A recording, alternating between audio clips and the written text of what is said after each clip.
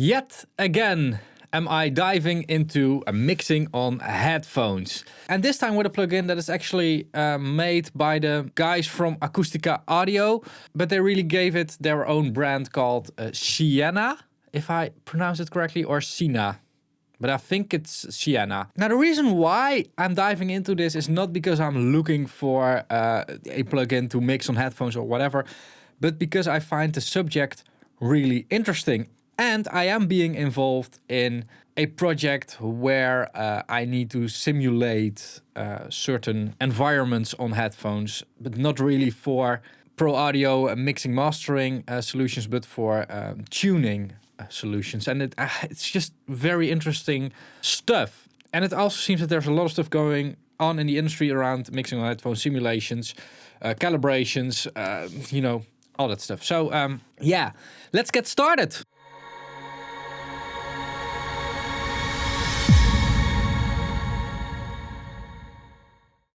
All right, so let's first look at the website, their website. It's a kind of magic. That's also a song. The headphone mixing plugin. It's the. It's not a, it's the. And that means that there are more of them because they have some competition. And I think these are the most well-known ones. We have the Slate VSX system.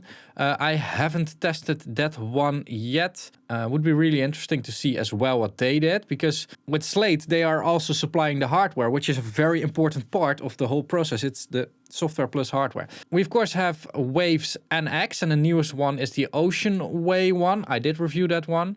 We have the D-Sonic real phones, which is also just software, has calibration and a room simulation in there. We have Sound ID from SonarWorks, but what SonarWorks does is only the calibration, so making sure your EQing spectrum is completely flat. And we also have Can Opener, of course, which is a plugin that takes care of crosstalk. That's what they're all competing with. And let's see what they say. First of all, did you hear someone say you can't mix on headphones? Nonsense. And I mean, all the times that I've tried to mix on headphones, and this is also a long time ago when I still was in school. Well, we couldn't do it. It just was very difficult. And there weren't any good simulations back then. And I'm sounding like an old guy now, but it's more than 10 years ago. I think it's almost 15 years ago. And that's where my bias towards you can't mix on headphones comes from, because I've experienced failing to mix on headphones, and then when you switch to speakers, it all of a sudden becomes very easy. Let naysayers ramble on about how you can't make music on headphones while you shape great sounding tracks anywhere you are. In general, you should let naysayers ramble. It's what I do. So yeah, I think this is the plugin. A lot of room being taken up by the image, of course. And I don't think it comes with screws, so then I have to, glue it to my screen. A different approach to headphone correction.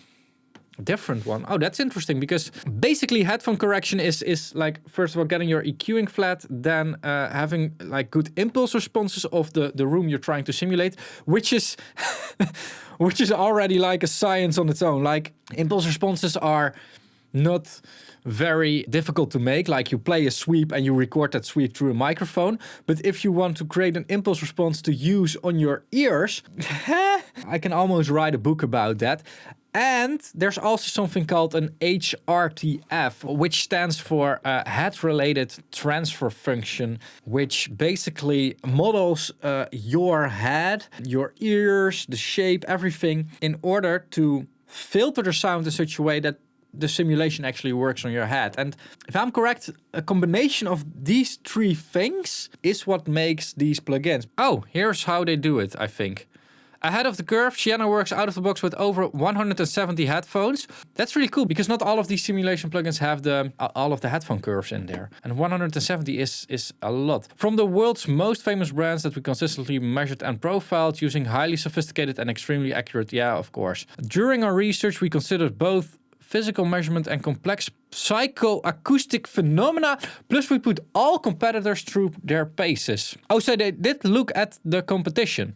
Yeah, and I think that there's a lot to find and improve in all the products that are out there right now. We soon realized that it's insufficient to apply an inverted curve to the signal, like most plugins do. If anything, that's the perfect recipe for disaster. If you tried some of these plugins yourself and thought they sounded plasticky or artificial, yes, I agree. There's nothing wrong with you. Well, I had myself checked and there's indeed nothing wrong with me. That's what we noticed too. No, the guys from Acoustica Audio or the community from Acoustica Audio think that I'm crazy. Well, I'm a bit, but nothing to label. Let's just say that. To achieve sound quality and reliability, we had to check all headphones one by one. Oh. So they have 170 headphones and they tested them all? Like, I understand that they put it on a custom head and then measure it. But did they also physically, because in the end it's all about listening. When listening you find all the things. So they tested them all. We learned the ins and outs of their designs, their limits, their strengths to find an individual curve that wouldn't introduce any artifacts whatsoever, and the only way to do it was by ear. Oh yeah, so they really listened to it. Okay, well, there's nothing wrong with listening. For my test today I'm going to use the Audio Technica headphones, ATH M30X, and this is more representing the cheap ones, and this is more for the fluorescent score motion guys. A more expensive one, the Sennheiser HD25. Wear a multi-million-dollar studio on your head. If you have a multi-million-dollar studio pressing down, that's woo. Okay, so this is the room. You can make presets. It recreates inside your headphones the same feel you'd expect when listening on studio. Okay, perfection. Oh, that's interesting. So they measured the rooms and then also made a perfecter version of that room, which is kind of weird because you actually want to have the original room. Because if it's a Grammy-winning room and you want to win a Grammy, you want to get the room. That's not how you win a Grammy. It's not how you win I actually don't know how to win a Grammy because I've never won one. Probably never will. Smart presets powered by AI. Go Guru. Yeah, we are also going to try that as well. It has a lot more buttons as far as I can see. What users say, well, that's not really why you're here. Yeah, let's try it out because we've talked for long enough. And yeah, this is it. So let's start with these headphones and right, left, like this. Let's see. Disable room. No. We want to have Spitfire with sub. Yeah. Let's listen to what it does, just in the normal standard whatever settings. And as always with testing, we're going to use a track from Darude, better known as Sandstorm.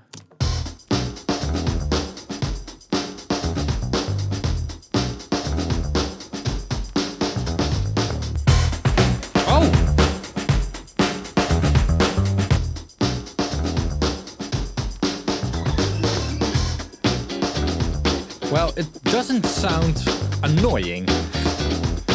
That's good.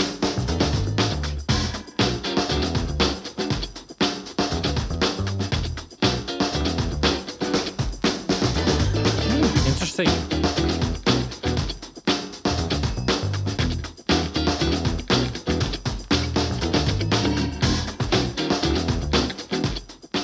Oh, so it's doing gain compensation on the input.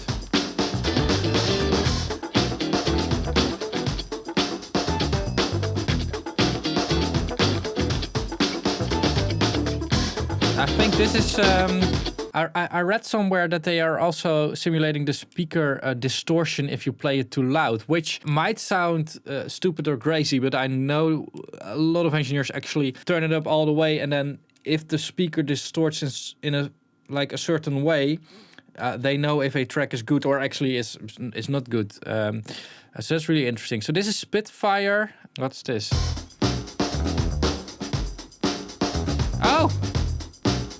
Oh, we were listening to the Anastans, I think.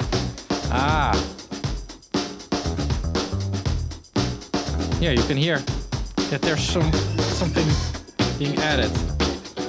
All right. Let's take a different one. Phonoprint, I don't know.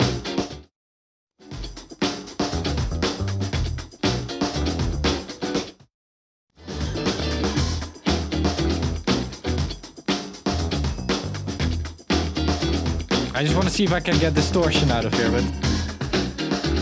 Oh! Interesting. So, filtering and translation.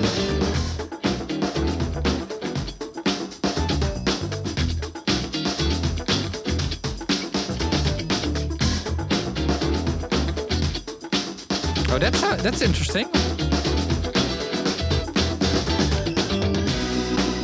So I guess this is the amount of correction it's doing, but if I turn it down.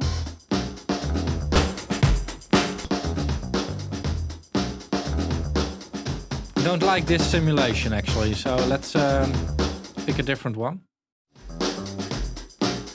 Oh. It's already very interesting to like just go through the list and compare them all together. Very interesting to hear it all.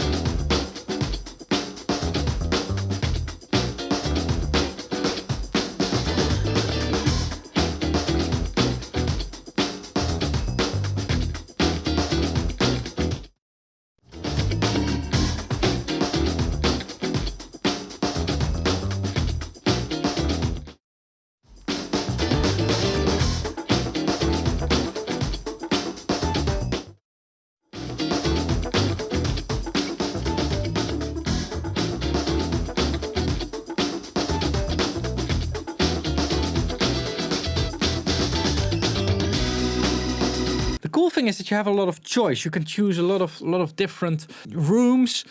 You can really, select one that suits your taste, maybe suits your genre as well. The issue lies in, trying to mix in one room after listening to it for like 10 minutes, then try to mix in it and then, switch rooms because you cannot succeed or whatever, while you should actually like use it for, weeks in order to really get a good feel of what you're doing. And I mean, imagine like if you do it for real, like goes to such a room, you have to get accustomed with the equipment, with the speakers, with everything. That also takes time. And if you want to switch rooms, you have to go into your car or maybe into a plane or a helicopter or a rocket to go to a different studio, and then switching is very easy and it's very tempting to quickly switch to like, oh, let's see how it sounds in this room or how it sounds in this room. And yes, that is cool if you want to check the translation, but we can quickly get caught up in that, and that's something you should really be aware of when using such a plugin. Now I also want to check the Guru version because that's like the, I think like the advanced version with more settings and stuff. And yeah, I'm also going advanced with advanced, I don't care, headphones.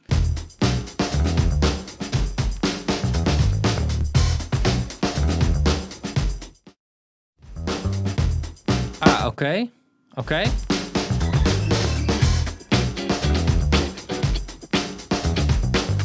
Whoa!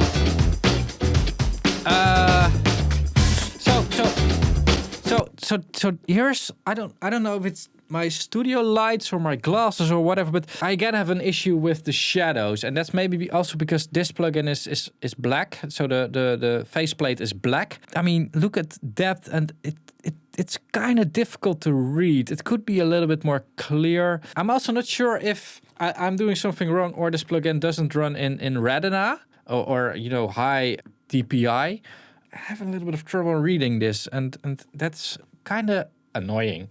So yeah, don't simulate shadows. I mean, I mean this could be way more spiffy, this interface, if you ask me. And I mean, if you put holes in there for screws, at least put the screws in there as well, so that it doesn't fall off my screen. Panorama, we've got distance, we've got another panning thing, we've got depth, binaural, disabled room gain, focus. Let's just twist them.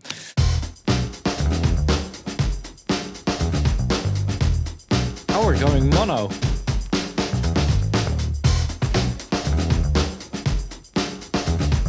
Listen to the difference in snare sound. And I mean, here you go again, like the snare sounds completely different, so you would anticipate different on it. So that's why you should really make 1 or 2. I mean, they're suggesting 5, I think, but I would say 1, 2, maybe 3 specific presets for yourself.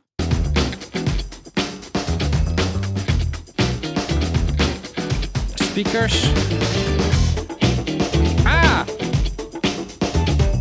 All right, so if I turn this up all the way, you get what I normally get from simulations, impulse responses, that kind of stuff. You really get that in the sound, that I don't know, phasing, I don't know.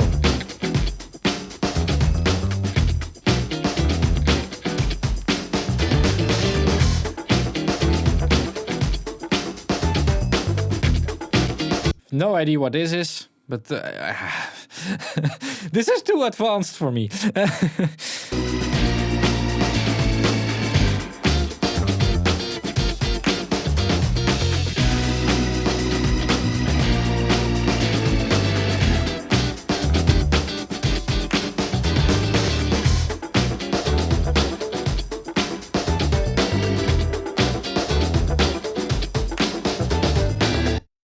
All right. So yeah, Guru is really a plugin you should take a few days for to really set it up to your preferences. Also, listen to music through it for a bit of time. Really analyze what you're listening to and then tune it a little bit better. If you want to be really effective with these type of plugins, you really have to spend a lot of time with it, tuning it to perfection, that kind of stuff. All right, so the conclusion here is, well, again, the same one as I always have when it comes to the general usage of these type of plugins, is that you shouldn't use it if you think that the fact that you are using a multi-million dollar studio room, whatever, let me see if we can find a spiffy room like this one will fix all of your problems. That's just not the case. However, these rooms are a good basis to work from there. Now, the second thing is, of course, like, what is the difference between this plugin and the other ones out there? And I'm going to be really, really honest again, so watch out. But the thing that I noticed with this plugin compared to all the other headphone plugins, that when I, put on the headphones, pressed play, I thought it was in bypass, or I thought I was doing something wrong. Because I've been used to using such a plugin and then get a completely wrong sound, or a very strange sound that I needed some time to get used to. The Sienna doesn't do that. The Sienna sounds comfortable directly. So when you press, or at least for my ears and my shape of head, maybe it's more tuned to my head, this one, than the other ones, but it sounds convincing and comfortable like immediately. So that means the algorithm that is behind here is onto something. I don't know why. That's also because, well, most companies do not disclose the exact way that they are working, which I of course understand, because otherwise everybody would steal it. But they are at least saying that they are, tuning everything by ear. And I think there is a very important part there, because really, if I use any of the other plugins that I've tested until now, even the things that I'm experimenting with, it really takes a lot of time to get used to it, because there's some weirdness going on, and that's not in this one. So that is really interesting, and it's really my honest opinion. You guys know that I'm not a big fan of like interfaces like these, but I mean, it's a combination between the algorithm and the interface, and this is not like a horrible interface. It's just, it takes up a lot of space on your screen, and yeah, the way, I just don't like that. But once tuned, you do not need the interface anymore. You can just, put it on your monitoring effects or whatever your DAW uses for these type of correction plugins. And it's just the algorithm working. It's not, so the interface maybe has a little bit less priority in these type of plugins. I don't know. That's what I think. And the cool thing is that you guys can also decide what you think about it. And I would love to hear what you think about it. So I'll link to Sienna down below. And if you get the Aquarius thing from Acoustica Audio, you can get the trial. Now, I have to say that it was 3.5 gigabytes to download. It took a long time, but that's maybe more because of my internet connection. So be aware of that. It's also, as far as I know, pretty affordable. It's 89 euros, which is for what you get. If you need such a thing, it's not expensive. Big question is, of course, do you need such a thing? I still prefer speakers, of course. It's just way more practical. I do not want to wear headphones the whole day. I've just ordered new speakers for my new studio setup, and I need to earn them back as well. But I can understand that not everybody is in that position. And again, if it, bridges the gap for you between making the music and being able to release your music, if you want to do everything self-supportive, then, why not use it? But yeah, just try it out yourself. I've linked to the website down below, so check it out and leave a comment. Way too much rambling in this video, so let's end it. Let's stop. Now, if you like my videos and want to support me, then it's possible in multiple ways. One of the ways is by clicking one of my affiliate links and buy something in those shops. A little bit gets kicked back to the studio if you do. Another way to support me is, of course, buying a t-shirt. I'll also link below. Pledging a bit to my donation, Patreon, whatever campaign. It's linked over here, and all the info about it is on Patreon, so check it out over here. And the last way to support, all of YouTube and your favorite creator is watching more of their videos. So if you want to do that with me, then I've linked a random video over here. So don't forget to subscribe. Thanks a lot for watching. Keep pushing, and bye-bye.